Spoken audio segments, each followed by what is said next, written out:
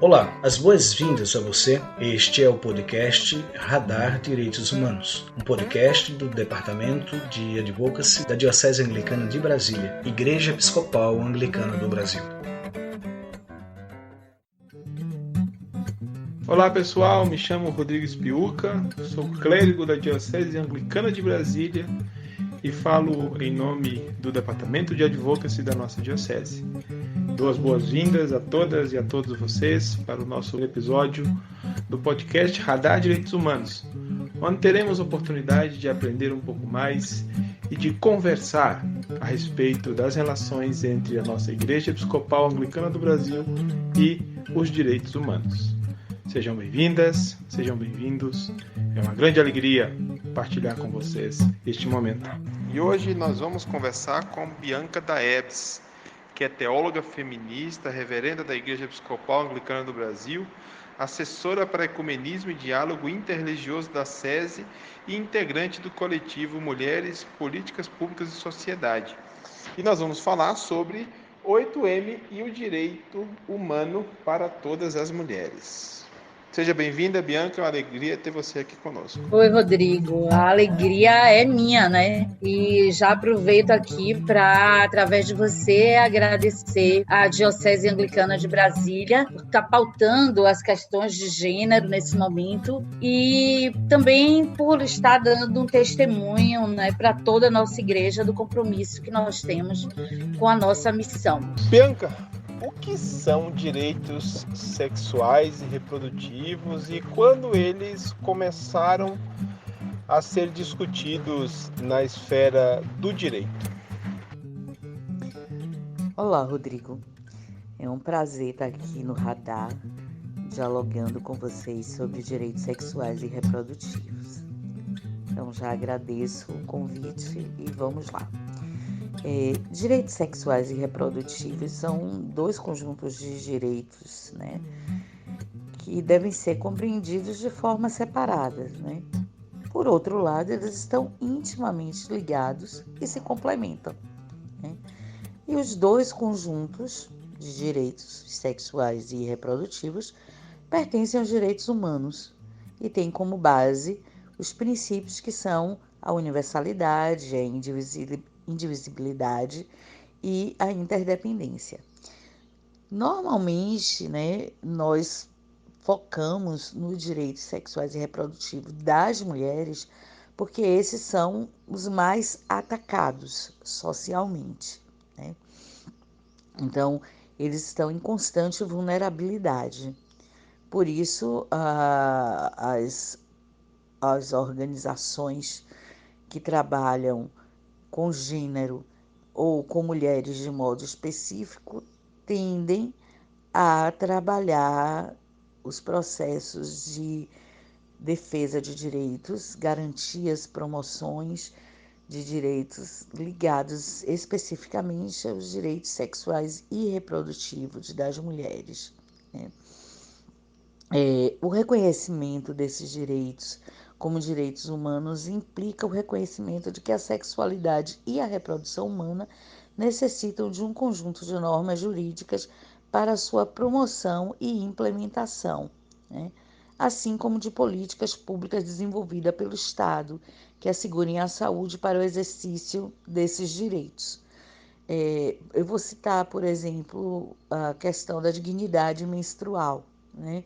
No Brasil, hoje, você tem um quadro, né, nacional, mas com um cenário mais complicado na região norte e nordeste, de falta de acesso a condições mínimas de higiene, né, nas escolas, né, nas próprias casas, né, e de acesso a um insumo básico como absorvente, por exemplo, o que faz com que adolescentes que têm a sua menarca ali entre os 10 e os 13 anos faltem sistematicamente à escola porque não tem acesso a absorvente, não tem acesso a um banheiro digno na escola em que possam usar, não tem acesso a sabão,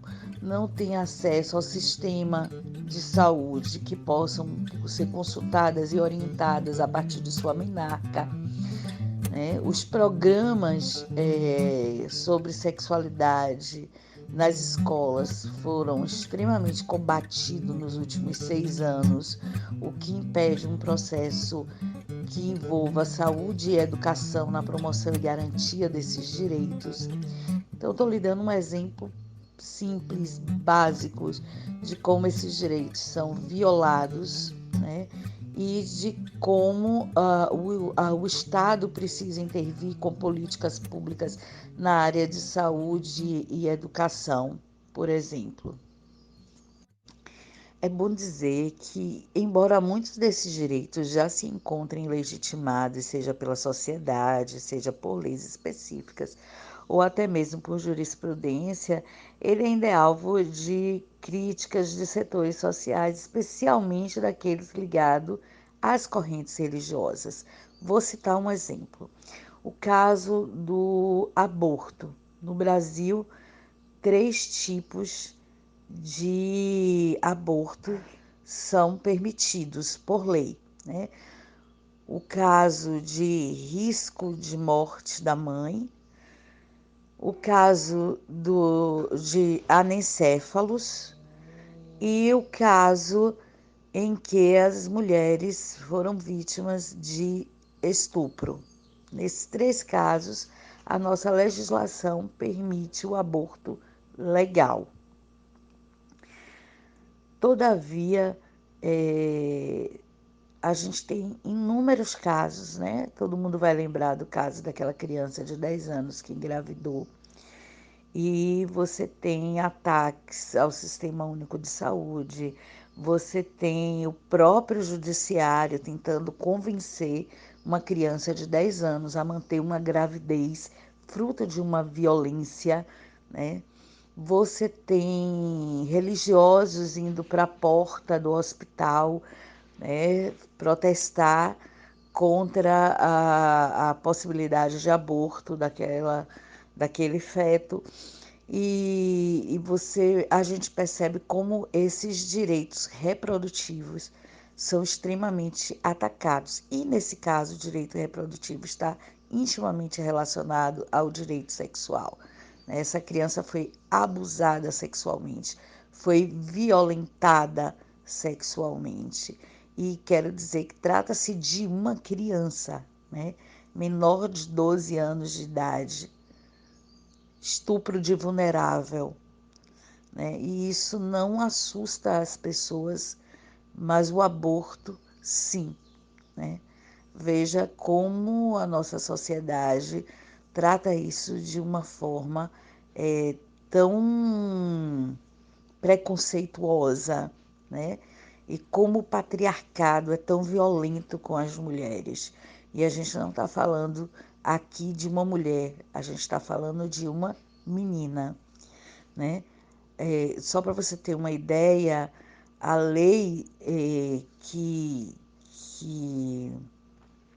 pune o aborto como um crime de mão própria no Brasil é de 1940, De 1940 para cá, a gente já sofreu várias reformas no Código Civil, no Código Penal, mas a lei de aborto continua sendo a lei de 1940, que entende o aborto como um crime de mão própria.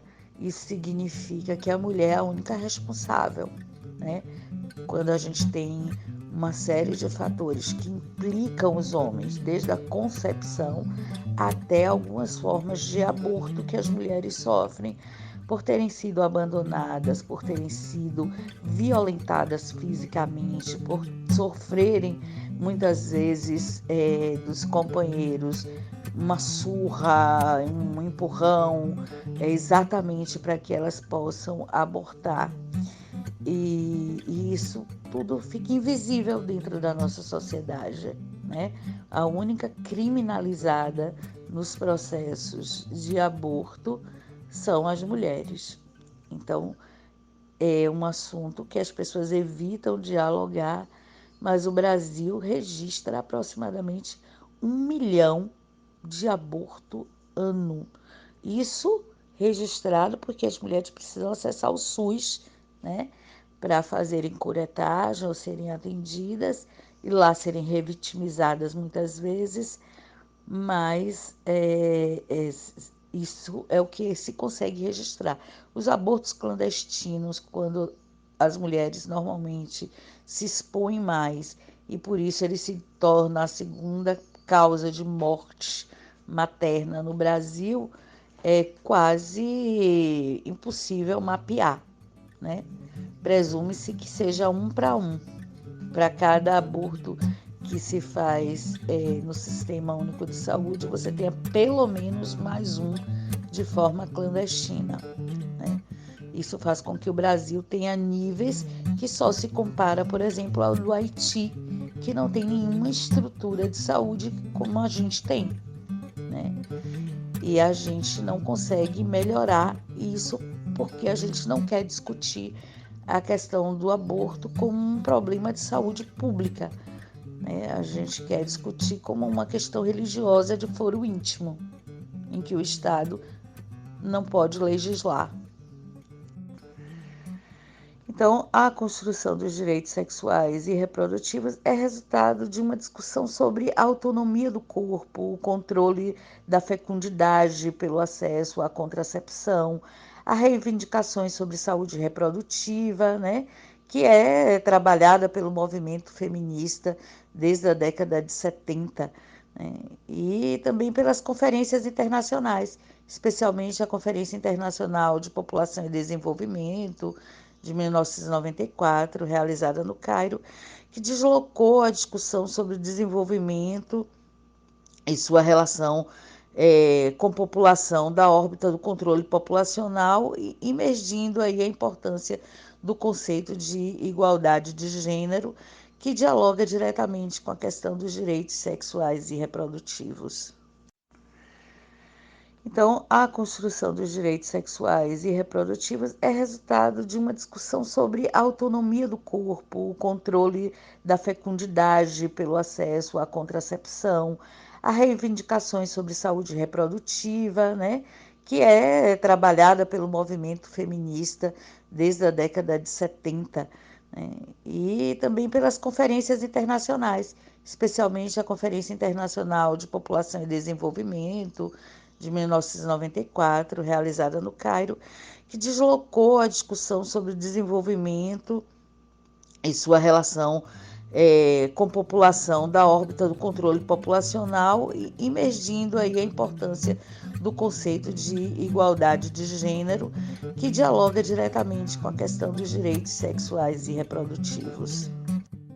Quais são os direitos sexuais e reprodutivos que são protegidos pela normativa nacional e internacional, especificamente em relação às mulheres? Olha, Rodrigo, os direitos sexuais e reprodutivos são direitos em construção, né? São direitos que a gente podia chamar de muito recentes e que está num processo de construção, porque, inclusive, alguns países não reconhecem, né, internacionalmente esses direitos, até porque as questões de gênero são muito complicadas e ainda muito díspares em muitos países. O Brasil, por exemplo, é um país que é signatário de alguns tratados internacionais, né, que compreendem os direitos das mulheres como direitos humanos.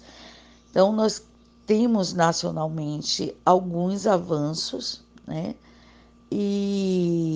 Mas isso nem sempre é uma garantia de que os direitos sexuais e reprodutivos são acessíveis às mulheres e acessível a todas as mulheres. Mas a gente tem, por exemplo, eu vou falar por bloco, né? Amplo. A gente tem o direito à livre orientação sexual e à identidade de gênero, né? A gente tem o direito à liberdade reprodutiva e sem violência. A gente tem o direito à interrupção da gravidez para a proteção da vida e da dignidade da gestante. A gente, dentro desses direitos, por exemplo, a gente pode colocar planejamento familiar, a gente pode colocar o direito das pessoas do mesmo sexo se casarem, né? A gente pode adotarem, né, filhos e filhas. A gente tem o direito das mulheres de não terem a sua dignidade sexual violada pelo seu companheiro, né, que durante muito tempo as mulheres foram compreendidas como posse, né, dos seus companheiros, e aí qualquer violência praticada dentro do casamento não era percebida pelo Estado como uma violência praticada contra a mulher, uma violência sexual, né? Isso é uma vitória muito recente, porque as mulheres eram violentadas pelos seus próprios companheiros e não podiam reclamar disso, porque isso era visto como um dever. Se ela não cumpria como dever, ela tinha direito de ser violentada, né? Isso é tão cruel, mas era algo extremamente pacificado, né, dentro do nosso ordenamento jurídico. Então, quando eu digo que esse é um direito em construção, é porque coisas que parecem simples como essa, mas que deixam marcas indeléveis na vida das mulheres, muitas, né, indo a óbito, morrendo, né, pelas mãos dos próprios companheiros, e isso não é nenhuma fantasia, é só a gente olhar o número de feminicídios no Brasil, como cresceu, né, durante os 2 últimos anos, em que exigiu que as mulheres estivessem mais reclusas em suas casas por causa da pandemia de Covid-19, como o número de feminicídios cresceu no Brasil, porque essas mulheres não podiam acessar suas redes de proteção, né? Ficava difícil acionar o Estado, sendo vigiada constantemente, e aí a violência adquiria um grau maior e sempre, nos casos mais graves, acabavam em feminicídio, né? Então, isso é só para a gente ter uma ideia de como esses direitos ainda são violados e como o acesso a eles ainda é cheio de amarras numa sociedade patriarcal e androcêntrica como a nossa. Existe alguma base teológica cristã que pode ser utilizada como fundamento para a proteção e a promoção dos direitos sexuais e reprodutivos das mulheres? Então, Rodrigo, eu acho que o princípio da dignidade humana, né, ele está intimamente relacionado para as pessoas cristãs com a proposta de Deus de que tenhamos vida e vida abundante, né? De que Ele nos criou para uma relação de companheirismo, de parceria, uma relação de amizade e não uma relação de subserviência, né? E eu digo isso porque a submissão feminina, né, a submissão da mulher, ela é propagada como mandamento divino, né, o que implica na tolerância aos vários tipos de violência praticada contra ela. Todavia, a gente aponta que teologicamente a submissão feminina é uma orientação, uma recomendação de uma sociedade patriarcal, né, que entendia que o lugar da mulher era o lugar da submissão. Infelizmente, a nossa tradição, né, de interpretação do texto bíblico, a nossa tradição hermenêutica, ela foi feita majoritariamente por homens, né, que tinham acesso ao texto bíblico e que interpretavam o texto a partir da sua ótica. E aí você tem pais da igreja, você tem teólogos, né, reafirmando esse lugar de inferioridade da mulher dentro do texto bíblico como sendo uma condição natural e, mais do que isso, como sendo um mandamento divino, o que tornaria essa violação de direitos sagrada.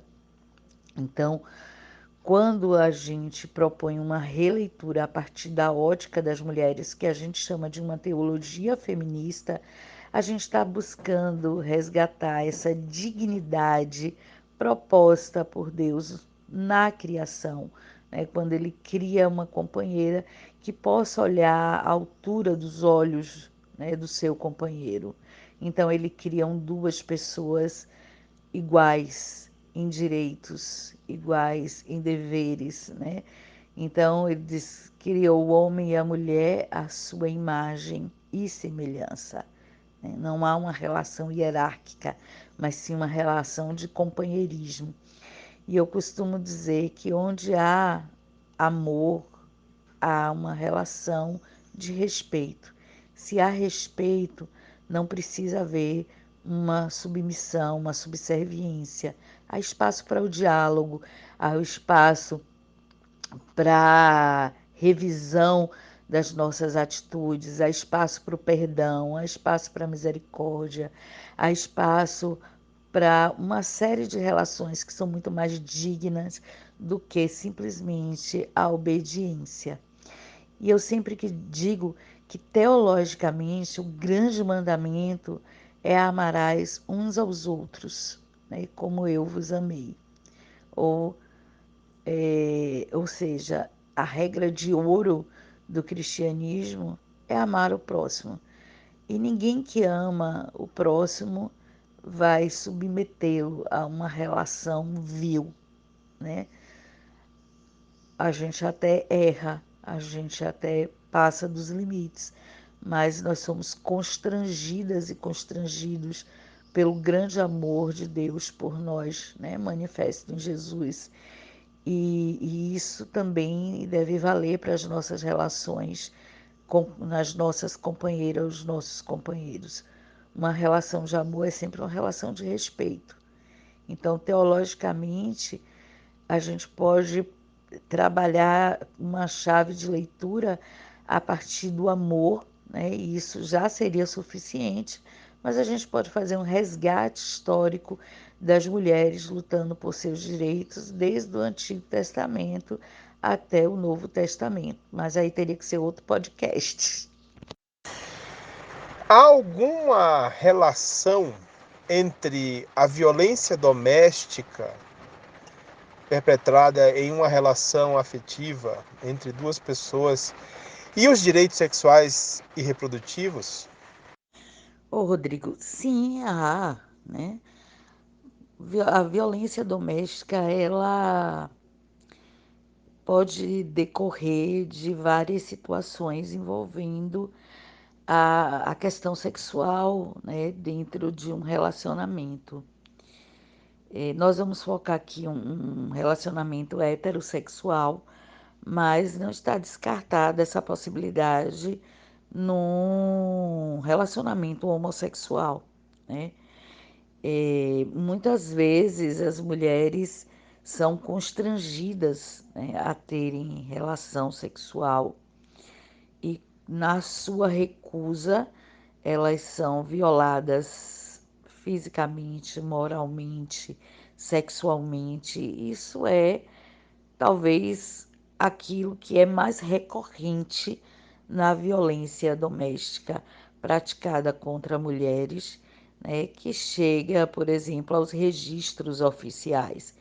E eu digo isso porque, por exemplo, a violência psicológica nem sempre consegue ser identificada e mapeada, né, pelo sistema público, mas as violências decorrentes da violação dos direitos sexuais das mulheres, esse talvez seja as violações mais recorrentes, né?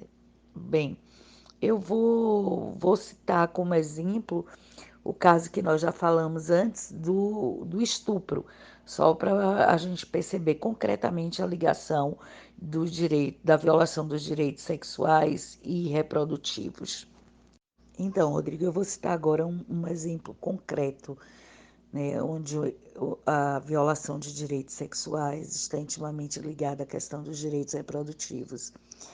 O Código Penal diz que o crime de estupro consiste em constranger alguém mediante violência ou grave ameaça a ter conjunção carnal ou a praticar ou a permitir que com ele se pratique outro ato libidinoso, e tem pena de reclusão de 6 a 10 anos.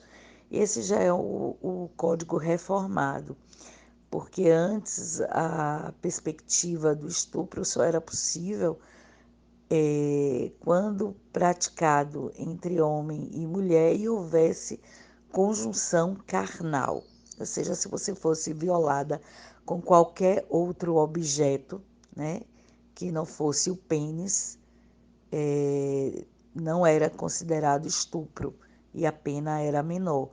E homens, por exemplo, também não poderiam ser estuprados, violados, porque era um crime específico para ser consumado, só possível de ser consumado com a mulher. Então, com a revisão do artigo 213, isso foi ampliado.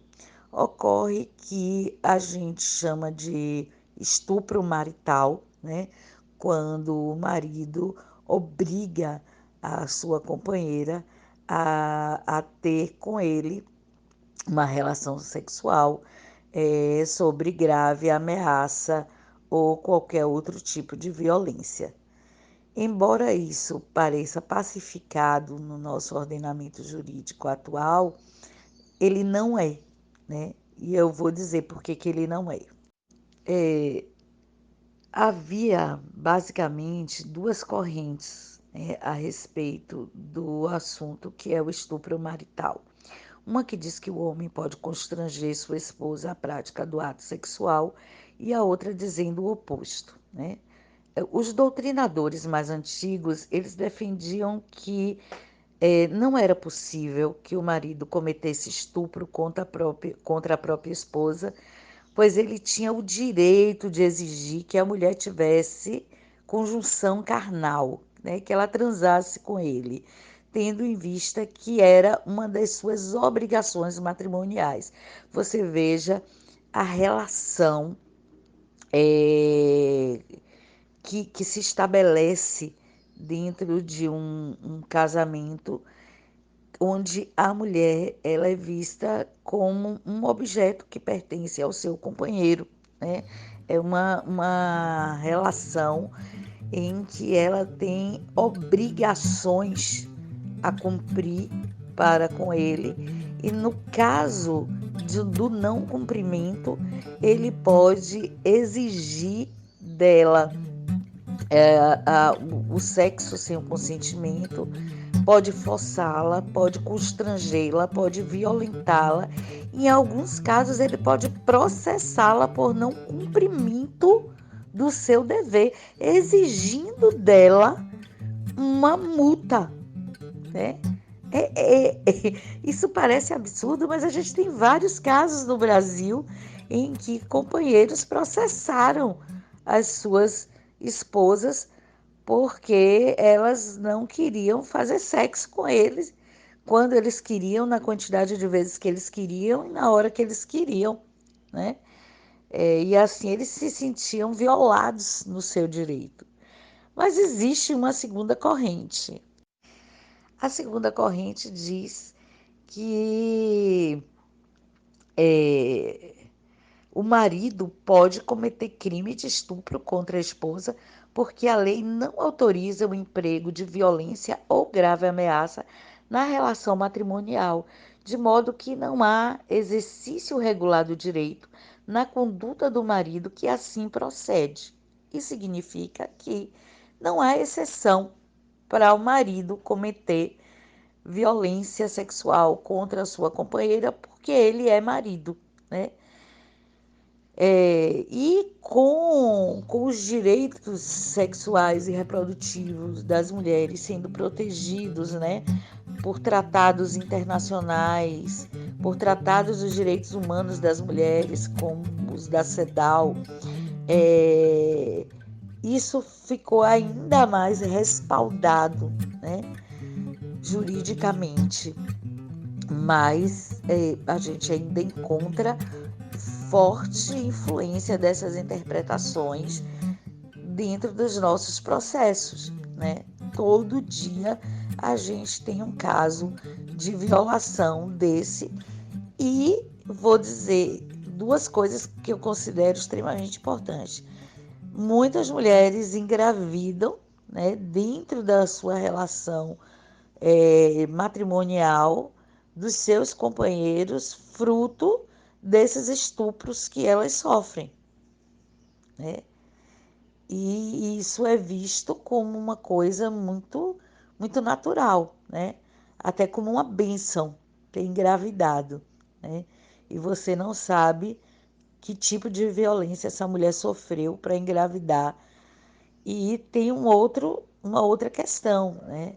É que no seio da igreja a gente continua dizendo que o corpo da mulher é para o seu marido, né?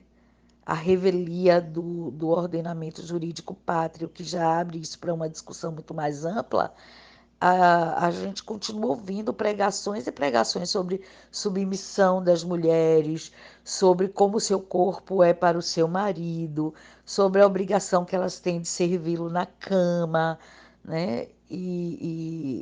Meu amigo, você pensar a rotina de uma mulher que tem filhos, que precisa dar conta das suas atividades domésticas, que precisa dar conta dos seus filhos, que precisa dar conta dos seus maridos, e muitas delas ainda precisam ajudar a trazer o pão para casa, que é a realidade das mulheres periféricas, e chegar de noite exausta, cansada, e ainda ter que ter relação sexual na hora que o marido deseja, porque o seu corpo é para o seu marido, porque ela deve submissão a ele, porque essa é a vontade de Deus, é um crime, né? É um crime que a gente tem perpetuado nas nossas comunidades de fé. E isso precisa ser dito nos púlpitos das nossas igrejas, né? Para pelo menos constranger e confrontar com o propósito de Deus para a vida de todas as pessoas e de modo específico, nesse caso, para a vida das mulheres. Outra coisa, né, que uma outra lei que trama, né, que intersecciona esses dois direitos é a lei da laqueadura de trompas, né, que foi modificada agora, tem acho que 15 dias. Antes, para a mulher fazer a laqueadura de trompas, ela só podia fazer a partir dos 25 anos ou quando ela tivesse 2 filhos vivos. E ela necessitava da autorização do cônjuge, né? Então, ela não tinha o direito, né, de decidir se ela deveria ou não fazer a laqueadura de trompas. Ela precisava da anuência do companheiro, que muitas vezes negava, né? Agora ela pode fazer a laqueadura de trompas a partir de 21 anos ou 2 filhos, né? Ela não tem mais a necessidade de autorização do cônjuge e ela pode ser feita durante o parto, contanto que a gestante manifeste interesse 60 dias antes do parto. Isso significa um avanço nos direitos reprodutivos das mulheres, né? Porque, via de regra, ela não podia planejar a quantidade de filhos que tinha e ela estava suscetível a vários atos de violência que implicavam em gestações não desejadas no seio do casamento, né, que não está coberto pelos 3 tipos de aborto legal que é permitido no Brasil, o que a tornaria uma criminosa, né?